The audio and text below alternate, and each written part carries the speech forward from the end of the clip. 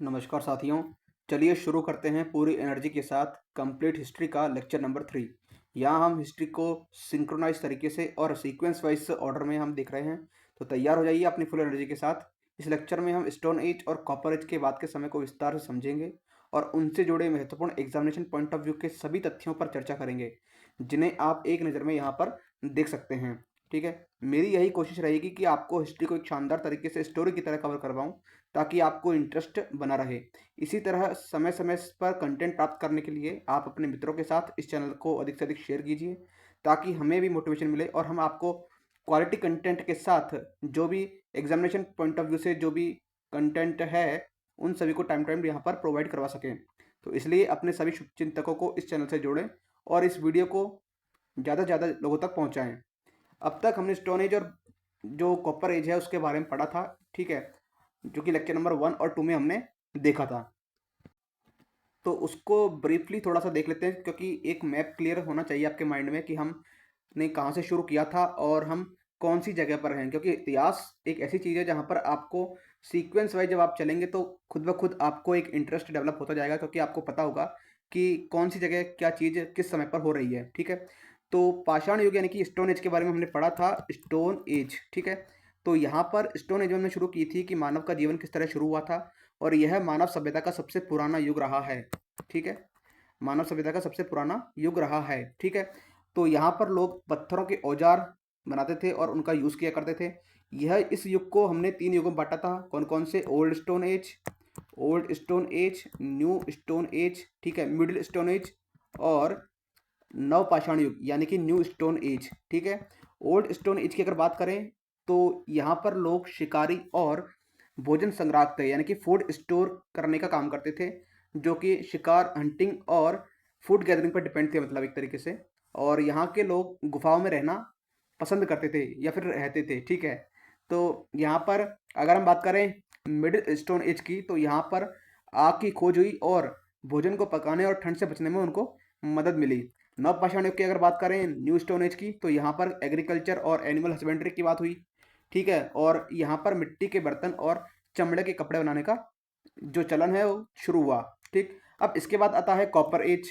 ठीक है, यहाँ पर स्टोन एज खत्म होने के बाद कॉपर एज की शुरुआत होती है।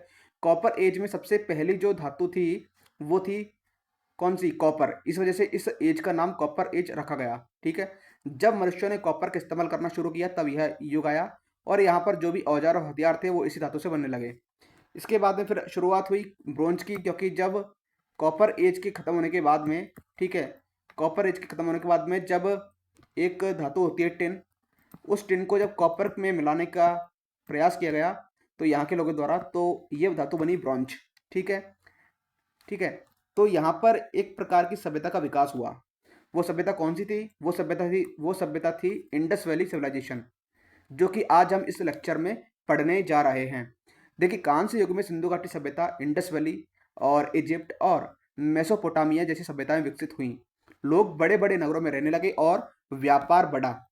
इस सभ्यता में लेखन और इस सभ्यता में लेखन यानी कि स्क्रिप्ट और जो भी नंबर्स है उनका डेवलपमेंट हुआ और हिसाब किताब लगाना आसान हुआ। ठीक है, अगर हम सामाजिक और आर्थिक बदलाव के हिसाब से देखें तो यहाँ की जो सभ्यता की जो लोग थे वो राजा, पुजारी, व्यापारी और कारीगर जैसे वर्ग में बटे हुए थे। ठीक है, तो धातुओं के उपयोग और उनका जो व्यापार है और रोजगार के जो नए अवसर है वो यहाँ से बढ़ना स्टार्ट हुआ। युद्ध और सुरक्षा के लिए इस दृष्टि से अगर देखा जाए तो यहाँ के लोग हथियार बनाते थे और उस हथियार में कांस्य धातु का यूज़ किया करते थे। ठीक है, तो इस तरह से हमारा जो इतिहास है वो कुछ इस तरह से यहाँ पर कांस्य युग में परिवर्तित हुआ। ठीक, तो अब हम बात करेंगे सिंधु घाटी सभ्यता। तो सबसे पहले, बहुत समय पहले, आज से लगभग 5000 साल पहले, देखिए मैं अभी आपको एक थोड़ा सा ब्रीफ इंट्रोडक्शन दूंगा इस सभ्यता के बारे में, जिससे कि आपको माइंड में एक मैप क्लियर हो जाए ताकि हम क्या पढ़ने जा रहे हैं। तो थोड़ा सा आपको यहाँ पर मैं आपका समय चाहूँगा ठीक है, तो बहुत समय पहले, आज से लगभग 5000 साल पहले, लगभग 2600 ईसा पूर्व, ठीक है, 2600 ईसा पूर्व एक महान सभ्यता जन्मी थी, जिसे हम सिंधु घाटी सभ्यता यानी कि इंडस वैली सिविलाइजेशन के नाम से जानते हैं। यह सभ्यता इतनी विकसित थी कि अगर आप उस समय वहां होते तो आपको चौड़ी चौड़ी सड़कें, पक्के मकान, नालियां और बड़े बड़े गोदाम यानी कि ग्रेनरीज को देखकर हैरानी होती। ठीक है, यह सभ्यता कहाँ बसी थी आखिर? देखिए, अगर हम देखा जाए तो इस मैप में आप देख सकते हैं कि सबसे पहली इस सभ्यता को जब हमने शुरुआत की थी, ठीक है? जो भी वैज्ञानिक थे उनका नाम अभी मैं आपको बताऊँगा कि कौन से वैज्ञानिक थे। तो सबसे पहले एक शहर खोजा था, वो था हड़प्पा, ठीक है? अब ये जो सभ्यता थी, इस सभ्यता के लोग यहाँ पर सिंधु नदी के किनारे और उसकी जो ट्रिब्यूटरी है, उसके किनारे रहा करते थे, ठीक है? और आज यह इलाका भारत और पाकिस्तान में आता है। यहाँ पर आप देख रहे होंगे कि ये एक नदी है, ये नदी कौन-सी है? सिंधु नदी है। और इस सिंधु नदी के इर्द-गिर्द जो भी बसावट थी, वो इस इंडस वैली सिविलाइजेशन के अंतर्गत आती है। अगर हम बात करें प्रमुख शहरों की, तो यहाँ पर कुछ प्रमुख शहर रहे हैं, जो कि इस सिविलाइजेशन के अंतर्गत आते हैं, जैसे कि हड़प्पा, ठीक है? जो कि है पाकिस्तान के पंजाब में। मोहनजोदारो, ये है पाकिस्तान के सिंध प्रांत में। लोथल, ये है गुजरात, भारत के गुजरात में। और कालीबंगा, भारत के राजस्थान में। और धोलावीरा, ये है गुजरात में। तो इस तरह कई सारी सभ्यताएं थीं जो कि सिंधु नदी के आसपास मानी जाती हैं, ठीक है? अब यहाँ के लोग कैसे रहते थे? देखिए, सिंधु घाटी के लोग जो थे वो बहुत ही समझदार और साफ सुथरे थे। उनके पास पक्के मकान जो कि ब्रिक्स हाउसेस होते थे, ठीक है? जो कि पक्की ईंटों से बने हुए होते थे, ठीक है? हर घर में एक कुआं, नहाने की जगह, बाथरूम और ड्रेनेज सिस्टम था। तो यह दुनिया की पहली सभ्यता थी जिसमें इतनी बढ़िया एक तरीके से सैनिटेशन सिस्टम था। यहाँ पर क्या क्या चीज़ें मिलती हैं जो कि आगे हम बिल्कुल डिटेल में डिस्कस करेंगे, वन बाय वन, की कौन सी जगह कहाँ चीज़ मिली। तो इस सभ्यता में खुदाई के दौरान खेलने खिलौने यानी कि टॉयज, सील्स यानी कि मोहरें, पॉटरी बर्तन और स्टेचूज, मूर्तियां और आभूषण यानी कि ज्वेलरी, इन सभी का जो एक तरीके से एक्सकवेशन के दौरान ये चीज़ें मिलती हैं। इनकी सबसे प्रसिद्ध जो मोहर थी वो थी नंदी बैल। नंदी बैल, या फिर यूं कहें इंग्लिश में से कहते हैं हम्प्ड बुल। हम्प्ड बुल, ठीक है? और साथ ही एक और प्रसिद्ध इनकी मोहर थी, वो थी पशुपति की मोहर, यानी कि पशुपति सील, ठीक है? सील। तो यहाँ पर इसमें एक आदमी था, कौन सी इस वाली सील में, जो कि ध्यान मुद्रा में बैठा हुआ दिखाई देता है और उसके चारों ओर जानवर होते हैं, ठीक? अब यहाँ के लोग क्या क्या काम करते थे? यहाँ के लोग जो थे वो कृषि यानी कि एग्रीकल्चर, एग्रीकल्चर में पारंगत थे। ट्रेड करते थे, व्यापार किया करते थे। और हैंडीक्राफ्ट, ठीक है, हथकरघा में ये लोग अपना हुनर आजमाते थे। अगर हम बात करें एग्रीकल्चर की, तो एग्रीकल्चर में यहाँ पर ये लोग व्हीट, गेहूँ, बाजरा, ठीक है, गेहूँ, जो बेरले, ठीक है, मिलेट, ठीक है, राइस, ये सब यहाँ मतलब कृषि किया करते थे।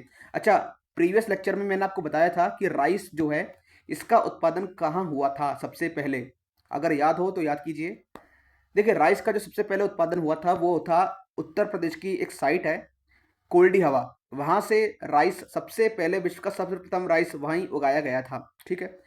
अब बात करते हैं ट्रेड में। तो ट्रेड में ये लोग मेसोपोटामिया से, जो कि वर्तमान में इराक के नाम से जाना जाता है, तो वहाँ से लोग ये व्यापार किया करते थे। हैंडीक्राफ्ट की अगर बात करें तो वे लोग सुंदर कपड़े, मिट्टी के बर्तन हैं और जो धातु के उपकरण हैं वो बनाते थे। अगर हम बात करें उनके रिलीजन की, इस सभ्यता के रिलीजन की, देखिए अभी हम क्या कर रहे हैं, इंट्रोडक्शन पढ़ रहे हैं जिससे कि आपको एक तरीके से ये क्लैरिटी हो जाए कि आखिर हम इस चैप्टर में क्या पढ़ने वाले हैं, ठीक है? तो अगर हम रिलीजन की बात करते हैं तो रिलीजन में हमने देखा कि सिंधु घाटी के लोग प्रकृति पूजक रहे हैं, ठीक है, नेचर वर्शिपर्स रहे हैं। और वे एक मातृ देवी, कौन सी? मातृ देवी कह सकते हैं, मदर गॉडेस, मदर गॉडेस, ठीक है, इसकी पूजा किया करते थे। कुछ इतिहासकारों का मानना है कि यह सभ्यता भगवान शिव यानी कि लॉर्ड शिवा की प्रारंभिक पूजा करती थी। और ऑब्वियस सी बात है कि अलग अलग इतिहासकारों का अलग अलग मत होता है सभ्यताओं को लेकर के। तो यह सभ्यता कैसे खत्म हुई? तो इसका पतन कई कारणों से हो सकता है, जैसे कि रिवर चेंज, ठीक है, रिवर चेंज, ठीक है, और फ्लड, बाढ़ का आना, इन्वेजन, ठीक है। तो इस तरह से कह सकते हैं कि कभी कभी नदी ने अगर अपना रास्ता रुख मोड़ लिया हो तो वहाँ पर सूखा पड़ने की संभावना हो सकती है। और बार बार नदी की तरफ से काफ़ी तेज बहाव में बाढ़ आना, तो इस तरह से शहरों को नष्ट होना बताया जा सकता है। और इन्वेजन यानी कि बाहर के जो कुछ इतिहासकार मानते हैं कि बाहर से जो आर्यंस आए थे उन्होंने यहाँ पर आक्रमण किया, तो इस तरह से यहाँ इस सभ्यता का जो पतन है वो मान सकते हैं, ठीक है। तो सिंधु घाटी सभ्यता आखिर क्यों खास है? देखिए, यह दुनिया की सबसे पुरानी सभ्यताओं में से एक थी, ओल्डेस्ट सिविलाइजेशन थी। और इनका जो टाउन प्लानिंग था यानी कि जो नगर नियोजन था वो बहुत ही बेहतरीन था, बहुत ही उन्नत था। कैसे उन्नत था हम आगे पढ़ेंगे। आज भी हम इनसे सफाई व्यवस्था और वास्तुकला कह सकते हैं, सैनिटेशन और आर्किटेक्चर सीख सकते हैं। तो सिंधु घाटी सभ्यता समझदार, विकसित और साफ सुथरी सभ्यता थी। उनकी योजना उनकी जो योजनाबद्ध तरीके से जो सड़कें थी, पक्के मकान थे और जो भी व्यापारिक गतिविधियां यानी कि जो ट्रेड करने का एक तरीका था, ट्रेडिशनल जो एक्टिविटीज थी, उन सभी से पता चलता है कि वे अत्यंत बुद्धिमान और ऑर्गेनाइज्ड तरीके से रहा करते थे। हालांकि समय के साथ यह सभ्यता समाप्त हो गई, लेकिन इसके अवशेष हमें यह सिखाते हैं कि प्राचीन भारतीय समाज कितना उन्नत था। ठीक है, तो अब चलिए देख लेते हैं एक बार। अब डिटेल में पढ़ेंगे हम इनको कि जो भी हमने देखा। आई होप कि आपको एक मैप क्लियर हुआ होगा कि अब तक जो स्टोन एज था, कॉपर एज था और अब हम ब्रॉन्ज एज की तरफ अपना कदम रखने जा रहे हैं। और यहाँ पर हम ब्रॉन्ज एज में पढ़ने जा रहे हैं कौन सी सभ्यता? सिंधु घाटी सभ्यता। अब मैं आपको बता दूं कि ये सिंधु घाटी सभ्यता में ब्रॉन्ज एज का आखिर ये जो कांस्य युग है, इसको कांस्य युग में क्यों कंसिडर किया गया है? देखिए, अगर मान लीजिए कि ये सिंधु नदी है और इसके आसपास कुछ कुछ लोग यानी कुछ कुछ सिटीज हैं, कह सकते हैं वहाँ की उस समय के नगर थे, उनकी बसावट यहाँ होती थी। ठीक है, अब यहाँ क्या था? अगर हम बात करें इस सिंधु नदी के इस तरफ की, तो ये था राजस्थान और यहाँ था एक अफगानिस्तान। ठीक है, तो राजस्थान में क्या हुआ? कॉपर की बहुतायत थी और अफगानिस्तान में टिन की बहुतायत थी। तो यहाँ के लोगों ने क्या किया कि इस यहाँ से तो लिया कॉपर और यहाँ से लिया टिन, और इस कॉपर और टिन को मिलाकर के क्या बनाया? ये बना कांस्य यानी कि ब्रॉन्ज। ठीक है, इस वजह से हम इस सभ्यता को ब्रॉन्ज एज में कंसिडर करते हैं। ठीक, I hope this is clear till now. Okay, तो चलिए अब देखते हैं कि सबसे पहले बहुत समय पहले की बात थी। जब बात करते हैं 5000 साल पहले, लगभग 2600 ईसा पूर्व, 2600 ईसा पूर्व से पहले की बात थी। ठीक है, तो यहाँ पर क्या हुआ कि जब दुनिया ब्रॉन्ज एज में थी, तब एक महान सभ्यता अस्तित्व में आई और यह सभ्यता इतनी उन्नत थी कि लोग पक्के मकानों में रहा करते थे, जहाँ पर चौड़ी चौड़ी सड़कें थी और साफ सुथरे नालियाँ थी। ठीक है, ठीक है, तो जो लोग थे यहाँ पर एक तरीके से तांबे का इस्तेमाल किया करते थे और मिट्टी और तांबे के बर्तनों और औजारों में उसका इस्तेमाल करते थे। ठीक है, तो किस तरह इसका नाम रखा गया? तो यह नाम जो सिंधु घाटी सभ्यता सिंधु नदी के नाम पर रखा गया। जॉन मार्शल एक वैज्ञानिक रहे। ठीक है, जॉन मार्शल एक तरीके से आर्कियोलॉजिस्ट थे। कौन थे? आर्कियोलॉजिस्ट, जो कि आप यहाँ देख सकते हैं, जॉन मार्शल। तो इन्होंने एक तरीके से इस सभ्यता के जो अवशेष मिले, उस आधार पर इन्होंने इसका नाम सिंधु घाटी सभ्यता रखा, क्योंकि यहाँ पर सिंधु नदी बहती थी यानी कि इंडस रिवर के कारण। ठीक, और इंडस रिवर के किनारे के कारण यह बसी हुई थी। ठीक है, अब ये खोज कैसे हुई थी? अगर हम बात करें डिस्कवरी की, तो अब इस सभ्यता खोज की कहानी का अगर हम जिक्र करें तो सन 1921 की बात है। कब की बात है? सन 1921 की बात है। उस समय भारत ब्रिटिश शासन के अधीन था। एक भारतीय आर्कियोलॉजिस्ट थे दयाराम साहनी जी। कौन थे? दयाराम साहनी जी। तो उन्हें इतिहास में बहुत ही रुचि थी और वे पुरानी चीज़ों की खुदाई के दौरान कुछ न कुछ करते रहते थे, यानी एक्सकेवेशन किया करते थे। एक दिन जब वे पंजाब यानी कि जो भी पाकिस्तान का इलाका है, ठीक है, पहले ही पाकिस्तान का इलाका था, तो एक दिन जब वे पंजाब के इलाके में खुदाई कर रहे थे तो उन्हें कुछ पुरानी ईंटें और बर्तनों के टुकड़े मिले। पहले तो किसी ने ध्यान नहीं दिया, लेकिन जब खुदाई आगे बढ़ी तो एक पूरा प्राचीन शहर निकल कर आया। ठीक है, तो इस जगह का नाम क्या रखा गया? इस जगह का नाम रखा गया हड़प्पा। हड़प्पा, ठीक है, I hope this is clear. तो यह सिंधु घाटी सभ्यता का सबसे पहला खोजा गया शहर था। कौन? हड़प्पा। इसलिए कभी कभी हम इस सभ्यता को हड़प्पन सभ्यता के नाम से भी जान सकते हैं, हड़प्पन सिविलाइजेशन के नाम से भी जानते हैं। ठीक है, तो हमने क्या क्या देखा? आपके एग्जामिनेशन पॉइंट ऑफ व्यू से क्या क्या जरूरी है कि इस टाइम पीरियड जो रहा इस सभ्यता का, वो क्या था? ये था एक तरीके से 2600 ईसा पूर्व से लेकर के 2700 ईसा पूर्व तक। और यह किस युग में कंसिडर होता है? ब्रॉन्ज एज में, कांस्य युग में। इसका जो नामकरण है वो किसने किया? जॉन मार्शल साहब ने किया था। और इन्होंने सिंधु घाटी सभ्यता इसका नाम रखा, यानी कि इंडस वैली सिविलाइजेशन। अगर हम बात करें खोज की यानी कि डिस्कवरी की, तो सबसे पहले जो खोज थी, सबसे पहली खोज वो कौन सी थी? हड़प्पा। और इस हड़प्पा सभ्यता को किसने खोजा था? ये थे दयाराम साहनी। ठीक है, और एक कब खोज की थी? 1921 में। I hope this is clear. ठीक, अब बात करते हैं कि जो इसके बाद में हम सबसे पहले आगे बढ़ने से पहले एक चीज़ देखते हैं, जो कि ये जो सभ्यताएं हैं खोजी जाती हैं आर्कियोलॉजिकल सर्वे ऑफ इंडिया के द्वारा। ये लोग सर्वे करते रहते हैं। तो थोड़ा सा एएसआई के बारे में पढ़ लेते हैं कि एएसआई क्या चीज़ थी। तो बहुत समय पहले जब भारत में कई पुराने मंदिर रहे, किले रहे, राजा महाराजा जिनके महल थे, तो लोग उन्हें देखकर सोचते थे कि ये कब बने होंगे, कौन लोग यहाँ रहते होंगे। तब एक आदमी ने सोचा कि हमें इन पुरानी जगहों को संभालना है और उनके बारे में सीखना चाहिए। तो इस आदमी का नाम था कौन? Alexander Cunningham. ठीक है, वन सेकंड गाइस। जैसा कि आप यहाँ देख सकते हैं कि क्या नाम था? Alexander Cunningham. तो अलेक्जेंडर कनिंघम ने क्या किया 1861 में, कब? 1861 में भारतीय पुरातत्व सर्वेक्षण, जिसे कह सकते हैं archaeological survey of India, ASI की नींव रखी यानी स्थापना की। इस संस्था का काम था पुरानी इमारतों, मंदिरों, मूर्तियों और जो खंडर हैं यानी कि रूइंस, उनकी खुदाई यानी एक्सकेवेशन करना और उनकी देखभाल करना और उनके बारे में जानकारी इकट्ठा करना। तो सबसे पहले अगर हम अध्यक्ष की बात करें तो इस संस्था के एएसआई के सबसे पहले अध्यक्ष कौन थे? फर्स्ट प्रेसिडेंट वो थे अलेक्जेंडर कनिंघम। कौन थे? Alexander Cunningham. क्योंकि उन्होंने एएसआई की शुरुआत की थी इसलिए उन्हें भारतीय पुरातत्व सर्वेक्षण विभाग का जनक भी कहा जाता है। किनको? अलेक्जेंडर कनिंघम को, यानी कि फादर ऑफ एएसआई कौन थे? Alexander Cunningham. तो यहाँ से दो क्वेश्चन बनते हैं, कौन कौन से? एक तो भारतीय पुरातत्व सर्वेक्षण जो है वो भारत की पुरानी चीज़ों की देखभाल करता है। इसे 1861 में बनाया गया। ठीक है, और बनाया किसके द्वारा गया? अलेक्जेंडर कनिंघम के द्वारा। और इन्हें का क्या कहा जाता है? Father of ASI. ठीक है, I hope this is clear. देखिए अब बात आती है कि ये सिंधु घाटी सभ्यता यानी कि इंडस वैली सिविलाइजेशन जो है ये कहाँ कहाँ तक फैली हुई थी। तो बहुत समय पहले जब इंडस वैली सिविलाइजेशन थी तब इसके लोग केवल एक ही जगह नहीं रहते थे, वे कई अलग अलग इलाकों में बसे हुए थे। ठीक है, अब सोचो अगर तुम्हें एक बड़ा खेल का मैदान मिल जाए तो तुम क्या करोगे?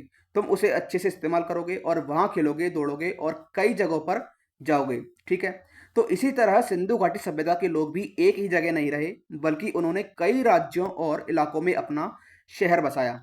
अगर बात करें कहाँ कहाँ थे तो सबसे पहले ऊपर से देखते हैं कि पंजाब। ठीक है, यहाँ पर क्या हुआ? यहाँ पंजाब में हड़प्पा नामक एक बहुत ही प्रसिद्ध शहर था। ठीक है, हड़प्पा। ठीक है, फिर इसके बाद में बात करते हैं हरियाणा। तो हरियाणा, यहाँ भी खुदाई में कई छोटे छोटे गांव मिले और शहर मिले थे।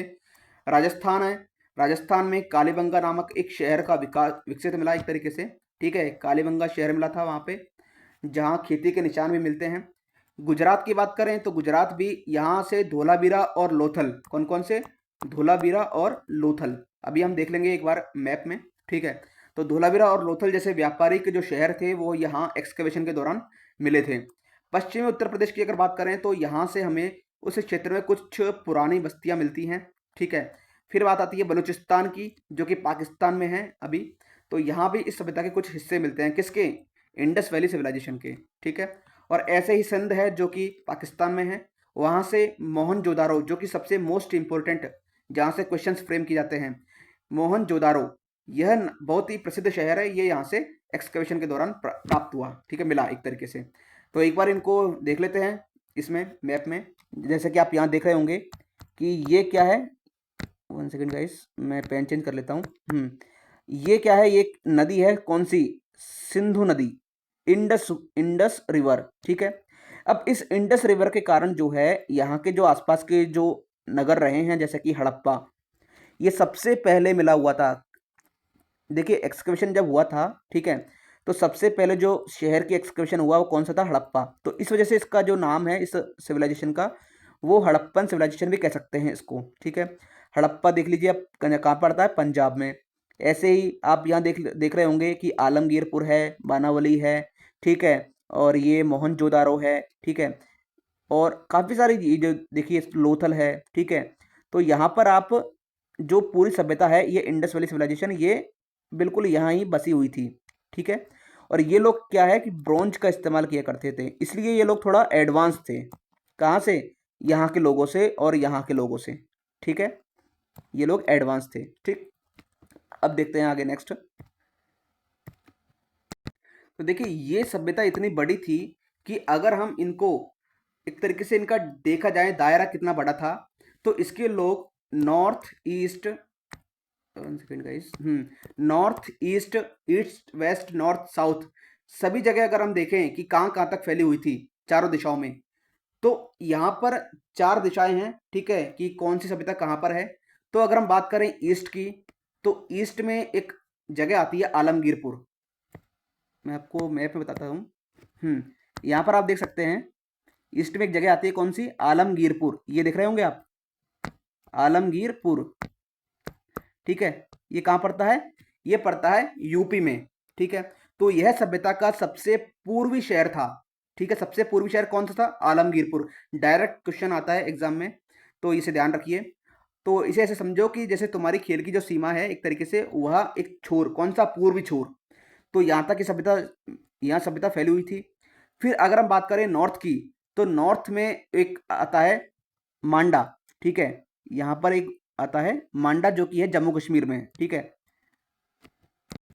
अगर हम क्लियरली बात करें तो आप यहाँ देख सकते हैं कि नॉर्थ की बात कर रहे हैं, तो यहाँ पर एक मांडा जो है वो जम्मू कश्मीर में, यह नॉर्थ तक फैली हुई थी, ठीक है। यानी कि सबसे ठंडी जगह की अगर बात करें, जो कि जो लोग वहाँ पर व्यापार भी करते थे और खेती भी किया करते थे, तो वो उत्तर में मांडा था।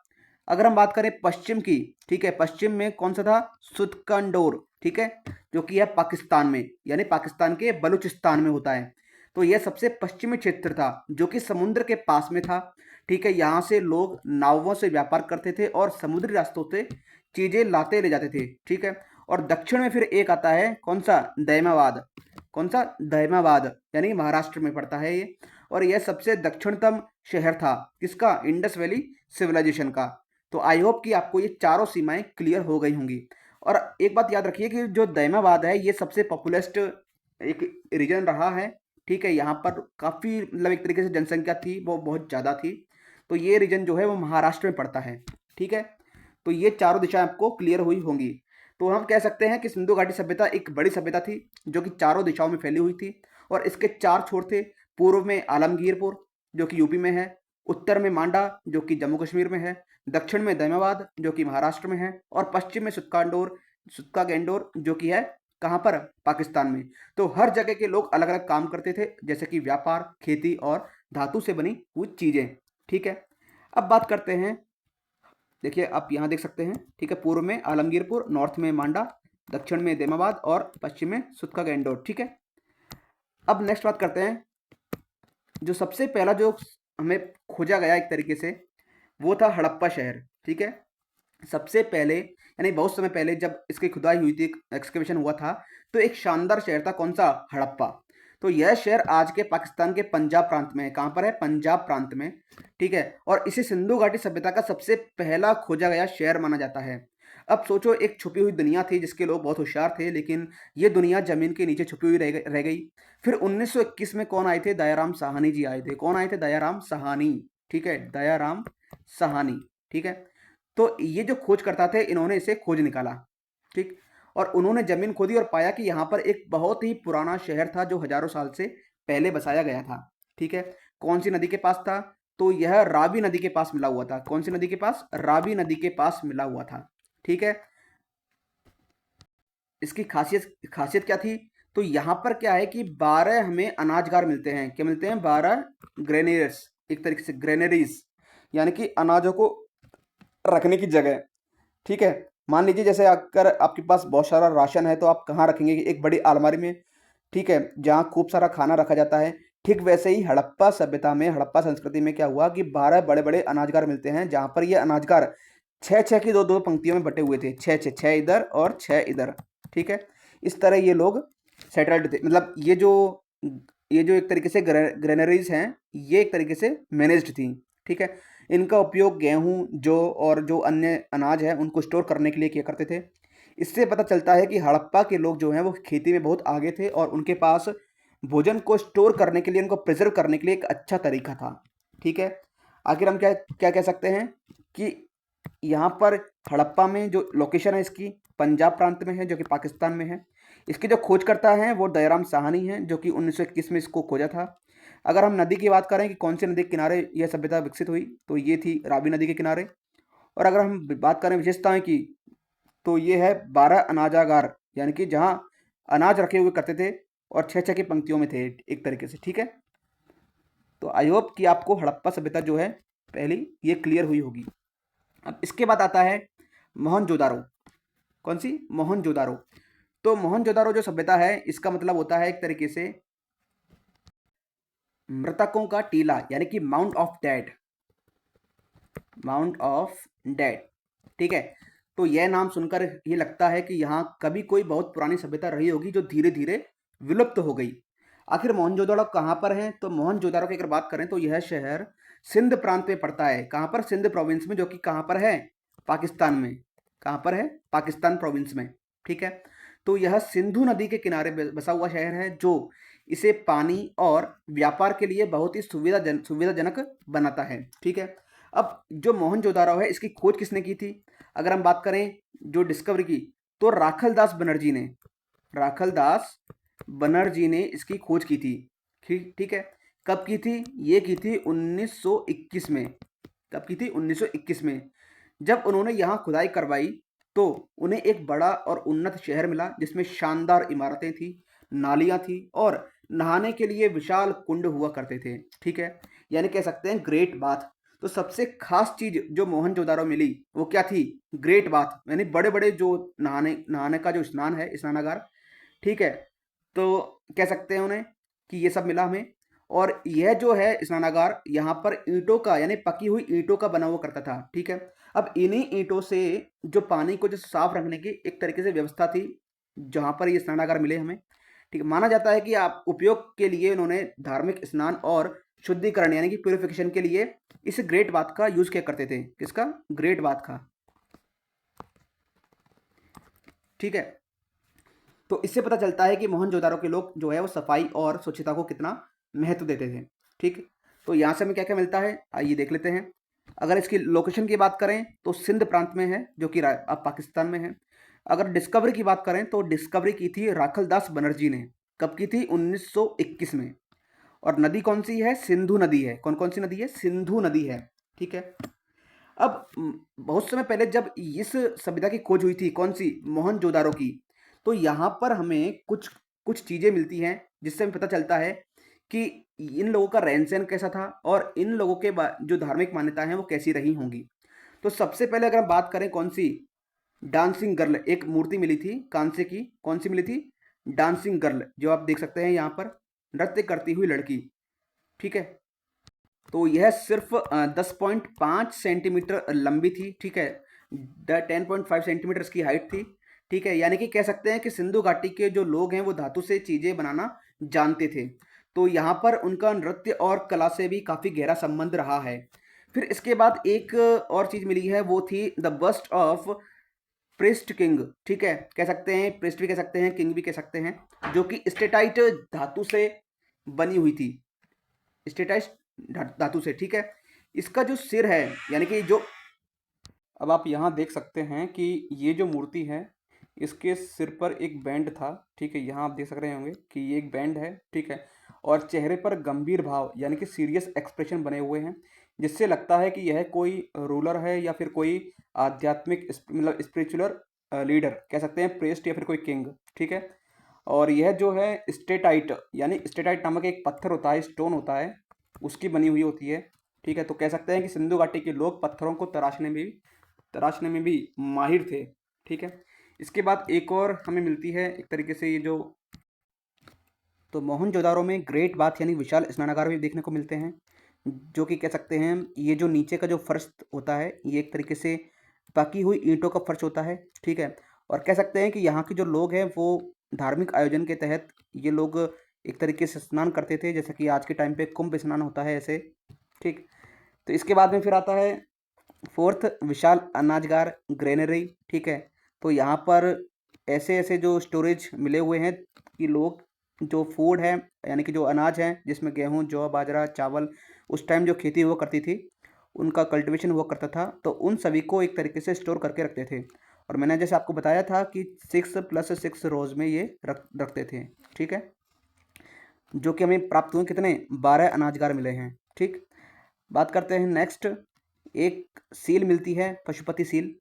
ठीक, पशुपति सील में हम देख रहे होंगे कि यहाँ पर एक ऐसी योग मुद्रा में बैठा हुआ एक हमें व्यक्ति दिखाई देते हैं। ठीक है, और उनके चारों ओर क्या हैं, चारों ओर जानवर दिखाई देते हैं, जैसा कि डियर यानी कि हिरण है, टाइगर है, एलिफेंट है, और एक तरीके से ये जो स्क्रिप्ट है, कुछ स्क्रिप्ट लिखी हुई है यहाँ पे जो अभी तक शायद नहीं पढ़ी गई है, ना ही समझी गई है। और राइनो है और बफेलो है। ठीक है, तो क्या क्या मिले हमें, डियर यानी कि जो हिरण है, ठीक है, और टाइगर, टाइगर, फिर हाथी, एलिफेंट, और एक सींग वाला गेंडा यानी कि राइनो, ठीक है, राइनो, और बफेलो भैंस। ठीक है, ये कुछ जानवर हमें इस सील में देखने को मिलते हैं। ठीक है, तो यहाँ आप देख सकते हैं कि नृत्य करती हुई लड़की, डांसिंग गर्ल, यानी कि कांस्य, जो कि कांस्य की बनी हुई है। The bust of priest king, ठीक है, जो कि स्टेटाइट की बनी हुई है ये।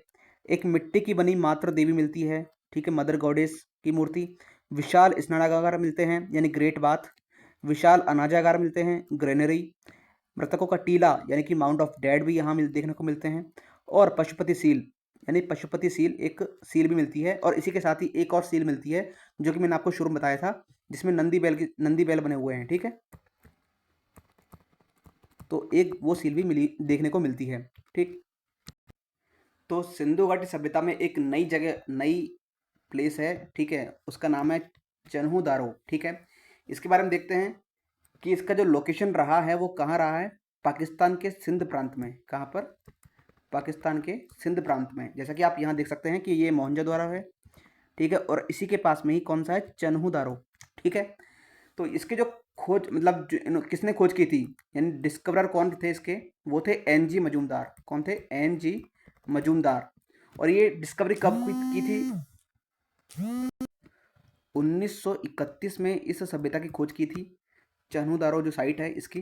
ठीक है, और यह सिंधु नदी के किनारे, कहाँ पर, सिंधु नदी के किनारे बसा हुआ था। ठीक, अगर हम बात करें कुछ खास बात की, यानी कि जो स्पेशल फीचर्स हैं इसके, तो यह एकमात्र शहर था जहाँ एक तरीके से किले नहीं थे, यानी सिटाडेल। देखिए, मैं आपको एक बात बता दूँ कि जो शुरुआत में मैंने आपको एक दिखाया था नक्शा, वन सेकेंड गाइस, जो मोहनजोदारो है ना, वहाँ पे हमें ये देखने को मिलते हैं कौन कौन से, सिटाडेल। ठीक है, ये क्या है, सिटाडेल है यानी किले। और यहाँ पर लोग रहते थे, और यहाँ पर एक तरीके से एक ऐसी जगह बनाई जाती थी कि अगर मान लीजिए कोई ऐसा इमरजेंसी में सिचुएशन आ जाए तो यहाँ के लोग ऊपर चले जाते थे। ठीक है, जैसा कि बाढ़ आना या फिर कोई आक्रमण का होना, तो इस तरह से सिटाडेल बनाया करते थे। कहाँ पर, मोहनजोदारो में। लेकिन ये जो हम बात करें चन्हूदारो साइट की, तो वहाँ पर ये सिटाडेल नहीं थे। ठीक है, ये एकमात्र शहर था, यानी कि यह शहर खुला हुआ था, कोई ऊंची दीवार यहाँ पर नहीं थी। तो कह सकते हैं कि यहाँ के लोगों को आक्रमण का भय भी नहीं था। ठीक है, I hope this is clear. और अगर हम बात करें यहाँ के जो लोग हैं वो बेट्स यानी कि मन के, जो बी बेट्स यानी कि मन के जो मणि होती है, उनको एक तरीके से उनके खिलौने बनाते थे और गहने बनाने में माहिर थे। यहाँ के जो लोग हैं वो हथियार बनाते थे, और हथियार में वो कॉपर और ब्रॉन्ज का इस्तेमाल किया करते थे। किसका, कॉपर और ब्रॉन्ज का। ठीक है, अगर हम बात करें सील और टेराकोटा की वस्तुएं जो हैं, वो मिट्टी और पत्थरों से बनी छोटी छोटी मूर्तियाँ और मोहरें मिलती हैं हमें, यानी कि यहाँ से हमें सील से मिलती हैं, जो कि टेराको और एक तरीके से टेराकोटा की जो वस्तुएं होती है वो भी देखने को मिलती हैं। ठीक है, और अगर हम बात करें टॉयज़ की, तो मिट्टी के जानवर और गाड़ियाँ भी यहाँ पर देखने को मिलती हैं। ठीक है, तो यहाँ पर कॉन्क्लूजन ये निकलता है कि एक तरीके से चन्हूदारो जो है वो व्यापार और कारीगरी, कह सकते हैं क्राफ्ट और ट्रेड का एक बड़ा केंद्र था, क्राफ्ट और ट्रेड का बड़ा केंद्र रहा है। और यहाँ के लोग आभूषण, हथियार और मिट्टी की वस्तुएं बनाने में उस्ताद थे। ठीक है, तो यहाँ कोई किला नहीं था, यानी कोई भी तरह का सीटाडेल नहीं था यहाँ पे, जिससे कि लगता है कि यह एक प्रकार का शांतिपूर्ण व्यापारिक नगर था। ठीक है, अब नेक्स्ट साइट की बात करते हैं, कालीबंगा। तो कालीबंगा की अगर लोकेशन देखें, तो देखिए आप यहाँ देख रहे होंगे कि यहाँ पर है कालीबंगा। ठीक है, ये तो कालीबंगा की अगर लोकेशन देखें, स्थान देखें, तो ये था कहाँ पे, राजस्थान के हनुमानगढ़ में, राजस्थान के हनुमानगढ़ में। ठीक है, वन सेकंड, मैं एक बार यहाँ देख लेते हैं। एक तो राजस्थान के कहाँ पर, हनुमानगढ़ में। ठीक है। तो अगर हम बात करें खोज की थी, किसने खोज की थी कालीबंगा साइट की जो है, ये खोज की थी अमलानंद घोष ने। अमलानंद अमलानंद घोष, ठीक है। और ये कब की थी? ये की थी 1953 में, 1953 में, ठीक है। और ये कौन सी नदी के किनारे है? घग्गर नदी के किनारे बसा हुआ शहर है, ठीक। अगर हम बात करें स्पेशल फीचर्स की, कुछ विशेषताओं की, तो सबसे पुरानी हल चलाने की जो प्रथा है, एक तरीके से निशान है, वो यहाँ देखने को मिलते हैं, यानी कि प्लव्ड फील्ड एविडेंस। सबसे पुरानी हल चलाने के निशान यहाँ देखने को मिलते हैं। पहली बार किसी जगह पर खेती के सबूत मिले हमें कालीबंगा। दहलीज वाला मकान मिलता है, ठीक है, कह सकते हैं houses with fire एल्टर्स, houses with fire एल्टर्स, ठीक है, वो यहाँ देखने को मिलते हैं, जिससे कि हमें पता चलता है कि ये लोग धार्मिक अनुष्ठानों का किया करते थे, ठीक है। किलेबंद नगर यानी कि फोर्टिफाइड सिटी मिलती है, कौन सी? फोर्टिफाइड सिटी, ठीक है। यानी कह सकते हैं कि शहर को ऊंची दीवारों से घेरा गया था, जिससे कि यह सुरक्षित रह सके। हड्डियों की कंघी मिलती है, कौन सी? बोन, एक तरीके से बोन्स कॉम्ब, वो यहाँ देखने को मिलते हैं, ठीक है। टेराकोटा, देखिए मैंने यहाँ पर जो लिखा हुआ है वो वही चीज़ लिखी है जो कि एग्जाम में बार बार रिपीट होते हैं, लेकिन जो एडिशनल इन्फॉर्मेशन है इन्हें आप अपने नोट्स में लिख सकते हैं, और साथ ही इस वीडियो को मल्टीपल टाइम्स में अगर आप रिवाइज भी करेंगे तो भी आपको ये चीज़ें अपने आप दिमाग में बैठ जाएंगी, ठीक है। तो बोन कॉम्स मिलते हैं यहाँ पर, और टेराकोटा की जो बैलगाड़ी है वो भी यहाँ पर देखने को मिलती है, यानी कि मिट्टी से बनी बैलगाड़ी के खिलौने जो हैं वो यहाँ देखने को मिलते हैं, ठीक है। तो कालीबंगा सिंधु घाटी सभ्यता का एक खास कृषि और धार्मिक केंद्र था। यहाँ पहली बार खेती के निशान और हवन कुंड मिलते हैं जो इसे खास बनाते हैं, और यह शहर सुरक्षा के लिए ऊंची दीवारों से घिरा हुआ रहता था, ठीक है। और यहाँ पर हर घर में जो कुआं मिलता है, ठीक है, यानी वेल इन एवरी हाउसेस। और ब्लैक एंड रेड जो वेयर हैं यानी कि बर्तन हैं, काले और लाल मिट्टी के बर्तन, वो देखने को मिलते हैं यहाँ पर। I hope this is clear, ठीक। अब नेक्स्ट साइट आती है लोथल। लोथल, ठीक है, ये कहाँ पड़ता है? यह गुजरात, देखिए आप यहाँ देख सकते हैं लोथल, तो यह गुजरात के अहमदाबाद जिले में पड़ता है। कहाँ पर? गुजरात में, ठीक है, अहमदाबाद जिले में, ठीक है।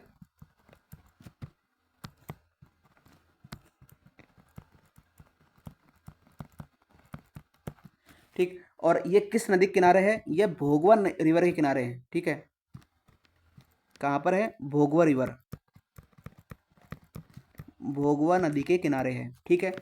अगर हम बात करें इसकी विशेषताओं की, तो यहाँ पर प्राचीनतम बंदरगाह यानी कि ओल्डेस्ट डॉकयार्ड देखने को मिलते हैं, ठीक है। सिंधु घाटी सभ्यता का जो प्रमुख बंदरगाह रहा है वो एक तरीके से लोथल ही रहा है, ठीक है, जहाँ से जहाज आते जाते थे, ठीक है। यहाँ पर हमें एक तरीके से जहाज बनाने का स्थल मिलता है, यानी कि शिप बिल्डिंग यार्ड मिलता है, ठीक। एक तरीके कह सकते हैं पोट्री और बीट्स, यानी कि मनके, मृदभांड और मनके, ये दोनों देखने को मिलते हैं। पोट्री और बीट्स, ये दोनों हमें यहाँ देखने को मिलते हैं, यानी कि यहाँ मोतियों और मणियों और मिट्टी के बर्तन बनाने के कारखाने होते थे, ठीक है। जल निकासी प्रणाली यानी कह सकते हैं ड्रेनेज सिस्टम, यानी कि शहर में अच्छी अच्छी नालियाँ, यानी ड्रेनेज सिस्टम,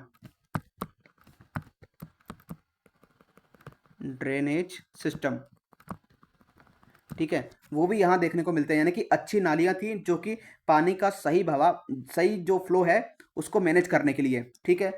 चौकोर और गोल कब्रे यानी सिमेट्री, चौकोर और गोल कब्रें यहाँ पर देखने को मिली थी, यानी कि यहाँ के लोगों को अलग अलग तरह के कब्रों में दफनाया जाता था। कहाँ? लोथल में, ठीक है। और जो मेजरमेंट यूनिट यानी कि एक तरीके से मेजरिंग जो इंस्ट्रूमेंट रहा वो यहाँ देखने को मिलता है, ठीक है। यानी कि यहाँ पर सटीक मापने वाले जो उपकरण मिले हैं जिससे कि व्यापार की उन्नत व्यवस्था का पता चलता है, ठीक है।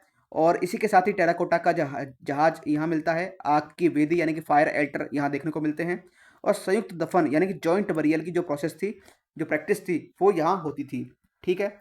तो लोथल सिंधु घाटी सभ्यता का सबसे बड़ा व्यापारिक और नौवहन कह सकते हैं मैरीटाइम ट्रेड, कौन सा? मैरीटाइम ट्रेड, ठीक है, वो यहाँ था, ठीक है। और यहाँ से समुद्री व्यापार के मजबूत सबूत मिले हैं। और यहाँ मनके, बर्तन और जो मापक यंत्र है यानी कि मेजरिंग इंस्ट्रूमेंट, वो सभी यहाँ पर देखने को मिलते हैं, जिससे कि व्यापार और विज्ञान का ज्ञान मिलता है, ठीक है। और इसकी जो जो ये कहाँ पर है, गुजरात में है। और इसकी जो खोज थी वो किसने की थी, एस आर राव ने। मैं यह लिख देता हूँ, राव एस आर राव ने इसकी खोज की थी। कब की थी, 1954 में की थी, 1954 में, ठीक है। तो I hope this is clear till now. अब नेक्स्ट जो सभ्यता आती है, मतलब इसी सभ्यता में नेक्स्ट साइट आती है, वो है धौलावीरा। कहाँ पर, धौलावीरा, जैसे कि आप यहाँ देख रहे होंगे, ये भी एक गुजरात में ही पड़ता है, ठीक है। और गुजरात में कहाँ पे, गुजरात में कच्छ जिले में, गुजरात में कच्छ जिले में, ठीक है। और इसके जो डिस्कवरर थे यानी किसने खोज की थी, ये थे जेपी जोशी, जेपी जोशी, ठीक है। अगर और ये जो खोज थी वो कब कब हुई थी, 1967 में। कब हुई थी, 1967 में। और ये जो नदी है, कौन सी नदी किनारे थी ये जो सभ्यता थी, ये जो साइट थी धोलावीरा, ये थी मनसर और मानसवाड़ा नदियों के बीच में। कौन सी, मनसर मनसर और मानसवाड़ा, मानसवाड़ा, ये दो नदी थी, इन दोनों के बीच में ये जो साइट है धोलावीरा, वो हमें देखने को मिलती है, ठीक है। अगर हम बात करें इस स्पेशल, यहाँ की स्पेशल फीचर्स की, तो यहाँ पर 3 भागों में ये शहर बसा हुआ था। 3 भाग होते थे, कौन कौन से, एक तो सीटाडेल, एक मिडिल टाउन और एक लोअर टाउन। सबसे मेन इंपॉर्टेंट फीचर्स क्या हैं इसके, धोलावीरा साइट के, कि यह 3 भागों में बटा हुआ था। सीटाडेल मतलब राजमहल, कह सकते हैं एक तरीके से राजमहल। मिडिल टाउन मतलब मध्य नगर। और लोअर टाउन मतलब निचला नगर, ठीक है। यहाँ पर वाटर मैनेजमेंट सिस्टम था, ठीक है। यानी कि बड़े बड़े जो रिजर्वायर्स हैं, जलाशय, रिजर्वायर्स, ठीक है, और तालाब हैं, पॉन्ड्स हैं, वो सब यहाँ पर देखने को मिलते हैं। यानी कि पानी का संरक्षण लोग किया करते थे।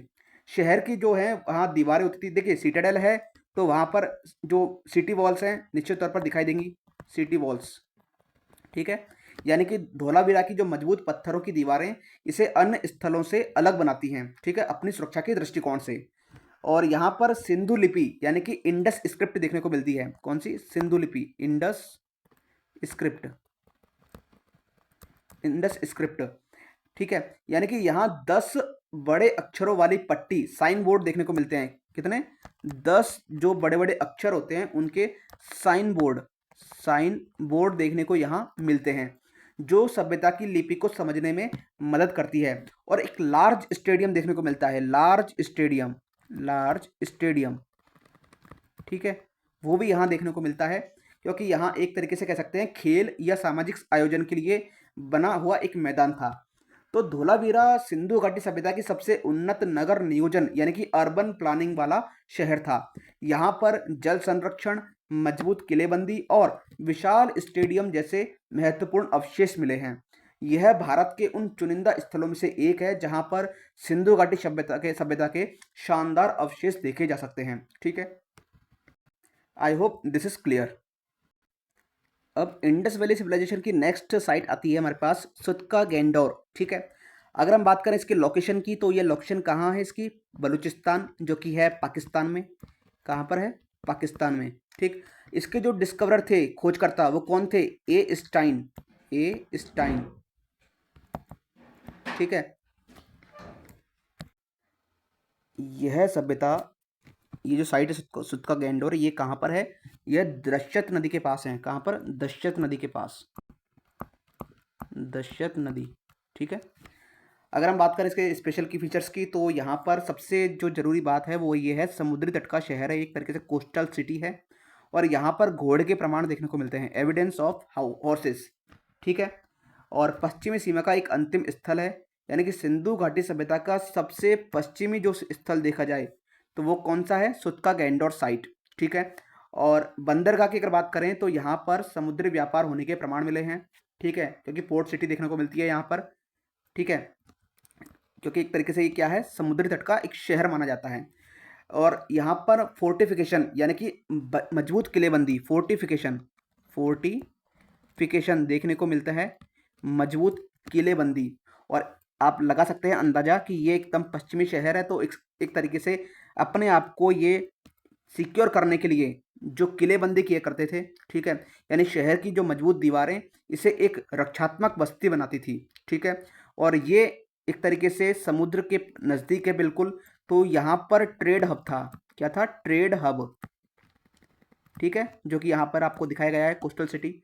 और ट्रेड हब होने के कारण एक तरीके से ये मेसोपोटामिया और फारस से व्यापार किया करते थे। मेसोपोटामिया जैसा कि मैंने आपको बताया कि एक आज का जो क्या है, इराक है, ठीक है। तो मेसोपोटामिया, मेसोपोटामिया,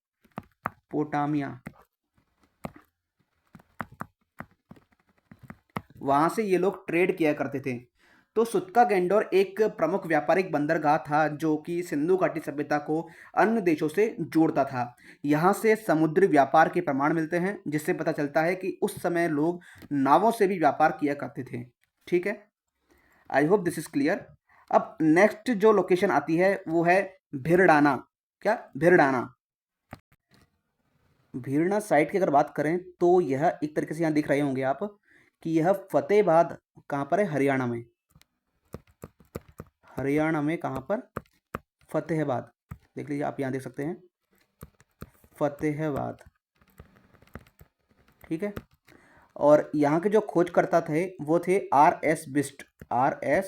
बिस्ट, ठीक है। और ये घग्गर नदी के पास में देखने को मिलती है, घग्गर नदी के पास में देखने को मिलती है, ठीक है। तो अगर हम बात करें भिरडाना की, तो यह सबसे प्राचीन सिंधु घाटी स्थल रहा है। ओल्डेस्ट इंडस वैली साइट माना जाता है इसको, यानी सबसे प्राचीन स्थल है। भीरना को सिंधु घाटी सभ्यता का सबसे ओल्डेस्ट स्थल माना जाता है। पूर्व हड़प्पा अवशेष यहाँ देखने को मिलते हैं। अर्ली हड़प्पा जो अवशेष हैं वो यहाँ देखने को मिलते हैं, ठीक है। कह सकते हैं pre Harappan culture, pre Harappan culture, ठीक है। मिट्टी के घर यहाँ देखने को मिलते हैं, यानी कि यहाँ कच्ची ईंटों के यानी मड ब्रिक्स के जो घर हैं, मड ब्रिक्स के घर, मड ब्रिक्स यानी कच्ची ईंटों के घर यहाँ देखने को मिलते हैं। कृषि के प्रमाण यहाँ देखने को मिलते हैं, यानी गेहूं और जो व्हीट एंड बरले, इन दोनों के यहाँ पर प्रमाण मिलते हैं। कहाँ पर? भिरना साइट पर। तो भिरना सिंधु घाटी सभ्यता की सबसे पुरानी बस्ती थी, जहाँ लोग खेती करते थे और मिट्टी के घरों में रहते थे, ठीक है। अब नेक्स्ट आता है हमारे पास राखीगढ़ी। जैसा कि आप यहाँ देख रहे होंगे कि ये राखीगढ़ी है, ठीक है। तो ये कहाँ पर स्थित है? यह हिसार में स्थित है। कहाँ पर? हरियाणा के हिसार में, हरियाणा के हिसार में यह सिचुएटेड है। इसके जो खोजकर्ता थे वो कौन थे? सुरेश पुंडीर, सुरेश पुंडीर, ठीक है। और ये कौन सी नदी के पास में है? ये घग्गर हकरा नदी के पास में है, घग्गर हगरा। 1 सेकंड गाइस,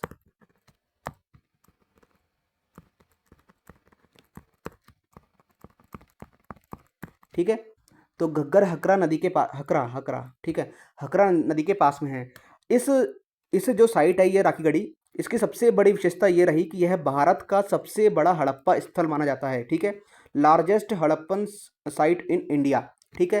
यानी कह सकते हैं इसको सिंधु घाटी सभ्यता का सबसे बड़ा स्थल माना जाता है। देखिए, मैंने आपको पहले बताया था ना कि हड़प्पा जो है ये सबसे पहली साइट है, तो इसलिए सिंधु घाटी सभ्यता को हड़प्पन सिविलाइजेशन भी कहा जाता है, ठीक है।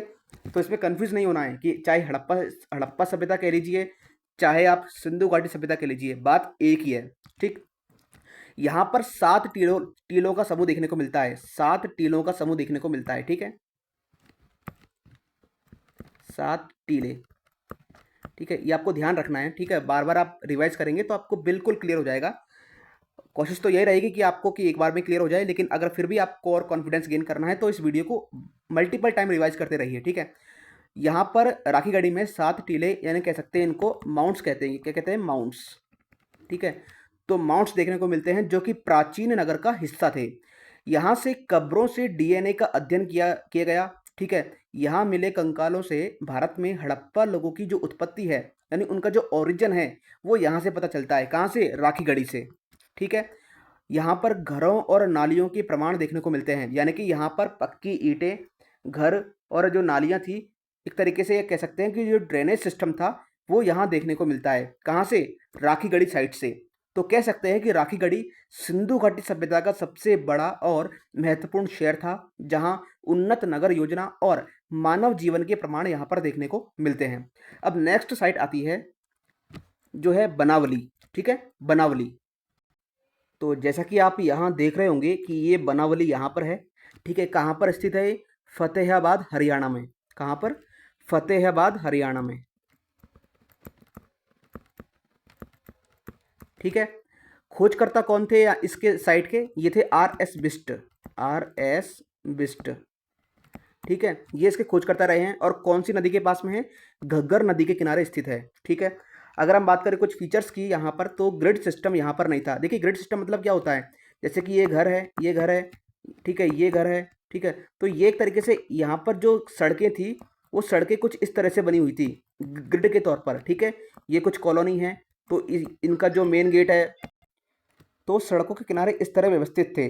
ठीक है, यानी कि 90 डिग्री के एंगल पर ये लोग रहते थे, जो कि हम विस्तृत एक तरीके से जो नेक्स्ट जो लेक्चर रहेगा नगर प्लानिंग का, ठीक है, नगर नियोजन का, यानी कि टाउन प्लानिंग का, उसमें हम इन सभी को फिर से दोबारा देखेंगे, जिससे कि आपको एकदम क्लियर हो जाए कि कौन सी सभ्यता किस तरह से मैनेज्ड थी।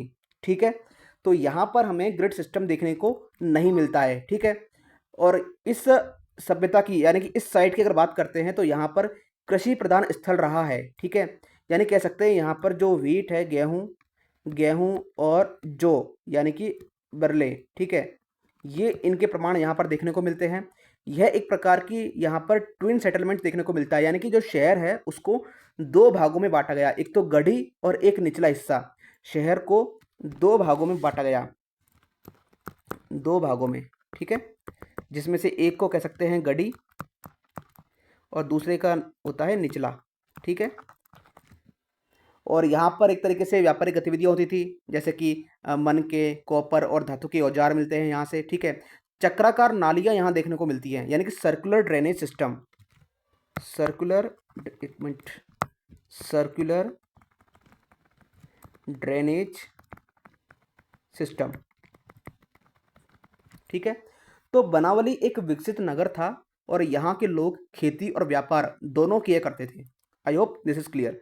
तो ये कुछ साइट्स थी बहुत ही इंपॉर्टेंट, जो कि बार बार एग्जाम में यहाँ से क्वेश्चंस फ्रेम किए जाते हैं, तो आप इनको देख लीजिए एक बार। ठीक, अब एक बार अगर हम इन सभी को देखें, देखिए नेक्स्ट लेक्चर में हम बात करेंगे किसकी? टाउन प्लानिंग की, कि किस तरह से इनका जो नगर नियोजन रहता था वो किस तरह से मैनेज्ड था।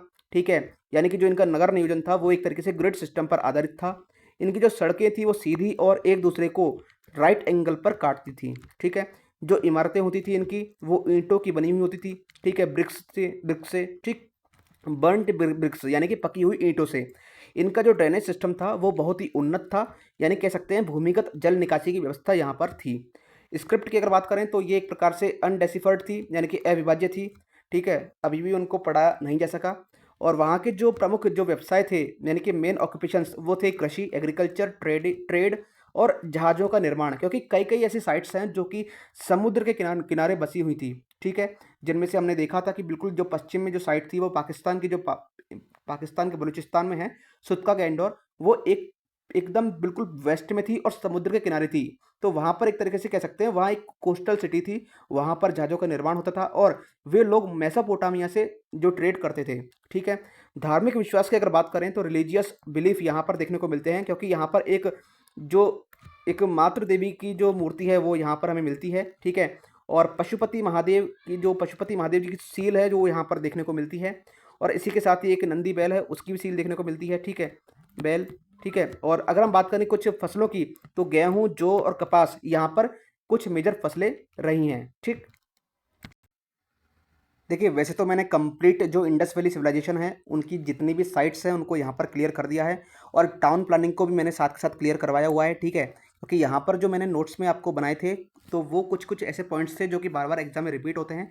लेकिन साथ ही साथ मैंने आपको ये बताया था कि ये सभ्यता जो है, ये जो साइट है, ये कहाँ पर विकसित है, कहाँ ये कौन-सी नदी के किनारे स्थित है और यहाँ पर कौन-कौन से सिस्टम थे जो वहाँ पर प्रचलन में थे। जैसे ट्रेड के आधार पर हो गया, कृषि के आधार पर हो गया, ठीक है? और उनकी जो ड्रेनेज सिस्टम था, किस-किस तरह से उनको कैटेगराइज़ किया गया था, ठीक है? कैसे-कैसे वहाँ पर व्यवस्थित ढंग से उनको मतलब देखा गया, ठीक है? तो आई होप एक तरीके से आपको ये चैप्टर समझ में आया होगा कि इंडस वैली सिविलाइजेशन की तरफ हम कैसे बढ़े। अब नेक्स्ट जो हमारा लेसन रहेगा, तो अब हम आगे बढ़ेंगे आयरन एज की तरफ, क्योंकि ये जो चैप्टर था इंडस वैली सिविलाइजेशन, यानी ये जो सभ्यता थी, वो सभ्यता ब्रोंज एज पर आधारित थी, ठीक है? तो अब तक हमने एक तरीके से स्टोन एज से शुरुआत की थी, फिर हम गए कहाँ पर? कॉपर एज में, और फिर कॉपर एज से फिर हम गए कहाँ पर? ब्रॉन्ज एज में। तो और अब शुरुआत होगी हमारी किसकी? आयरन एज की, जहाँ से हम रियल हिस्ट्री को समझते हैं, ठीक है? तो आई होप कि आपको यहाँ तक जो मैंने समझाया है वो आपको समझ में आया होगा। तो आप यहाँ देख सकते हैं कि for better confidence revise this video multiple times. या तो आपने नोट्स बनाए होंगे, और अगर नहीं बनाए हैं तो आप इस वीडियो को मल्टीपल टाइम्स देखिए, जिससे कि आपको एक बेहतर कॉन्फिडेंस महसूस हो और एग्ज़ाम ओरिएंटेड आप अपने आप को बहुत ही प्रिपेयर्ड महसूस कर सकें, ठीक है? तो यहाँ तक बने रहने के लिए आपका धन्यवाद। देखिए, इस तरह से लेक्चर को तैयार करने में काफ़ी मेहनत लगती है, तो मेरी यही अपेक्षा रहेगी आपसे कि आप इस वीडियो को शेयर कीजिए, लाइक कीजिए, कमेंट कीजिए, और अपने जो भी शुभचिंतक हैं और अपने जो भी मित्र हैं, उन सभी को इस चैनल को शेयर कीजिए उन सभी के साथ, ठीक है? ताकि हमें भी मोटिवेशन मिले और टाइम टू टाइम मैं आपको यहाँ पर जो भी क्वालिटी कंटेंट है, वो आपको मैं यहाँ पर प्रोवाइड करवा सकूँ, ठीक है? तो यहाँ तक बने रहने के लिए आपका धन्यवाद। सीखते रहिए, आगे बढ़ते रहिए।